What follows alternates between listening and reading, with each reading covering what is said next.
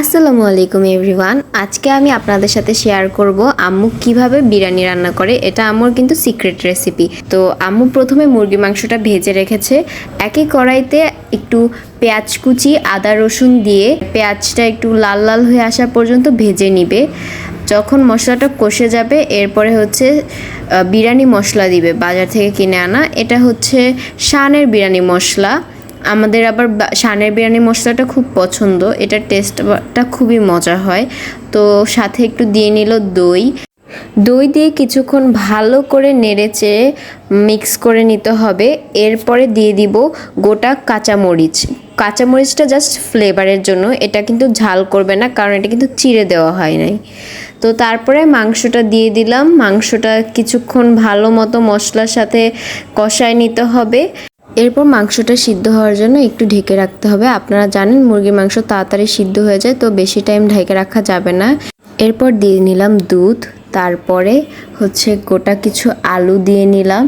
আলু আবার আমার ভাইয়ের খুব পছন্দ, তো এ কারণে সব খাবারের সাথে আলুটা আর কি দিতে হয়। তো এরপরে আলাদা একটা কড়াইতে একটু পেঁয়াজ ভেজে নিব। পেঁয়াজটা হালকা নরম হয়ে আসলে এরপরে হচ্ছে চালটা দিয়ে দিব। আস্ত সাথে কিছু মরিচ দিয়ে নিলাম। আমরা যেহেতু ঝাল পছন্দ করি তাই আমরা একটু মরিচটা বেশি দিই। আপনারা আপনাদের পছন্দ মতো দিতে পারেন, ঝাল যতটুকু খেতে পারেন আপনারা সেই অনুসারে দিবেন। পোলার চালটা আম্মু কিন্তু ভেজে নেয়, এতে হচ্ছে ঝরঝরা হয়। আপনারাও চাইলে এই ট্রিকটা ফলো করতে পারেন। এরপরে আম্মু হচ্ছে গিয়ে যেই কড়াইতে মাংসটা করে রেখেছিল ওই কড়াইতেই হচ্ছে চালগুলা দিয়ে দিল। এরপরে সাথে আবার একটু দুধ দিয়ে নিয়েছে। তারপরে বেরেস্তা দিয়ে জাস্ট এটা এখন ঢেকে রাখতে হবে। একটু কিছুক্ষণ পর পর নাড়াচাড়া করতে হবে, খুব আলতোভাবে নাড়াচাড়া করতে হবে যেন চালগুলো ভেঙে না যায়। পানিটা কমে আসলে এরপরে হচ্ছে ঘি দিয়ে কিছুক্ষণ দমে রেখে দিলেই আমাদের বিরিয়ানি রেডি।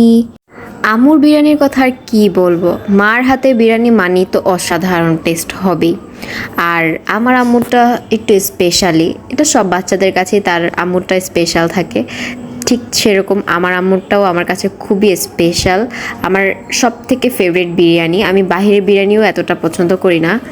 এরপরে পেট ভরে খেয়ে বের হয়ে গেলাম আমি আর আম্মু। কোথায় যাচ্ছি?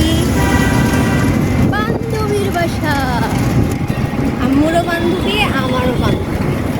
এরপরে ওদের বাসায় ঢুকেই হচ্ছে আন্টি বলতেছে ছাদে চলো, আমি গাছে পানি দিব। তো আমরা ঠিক চলে আসলাম ছাদে। আকাশটা এত সুন্দর ছিল সেই দিনের, তো আম্মু বলল আমার কিছু ছবি তুলে দাও। এরপর আম্মু চলে গেল হচ্ছে 11 নম্বরে।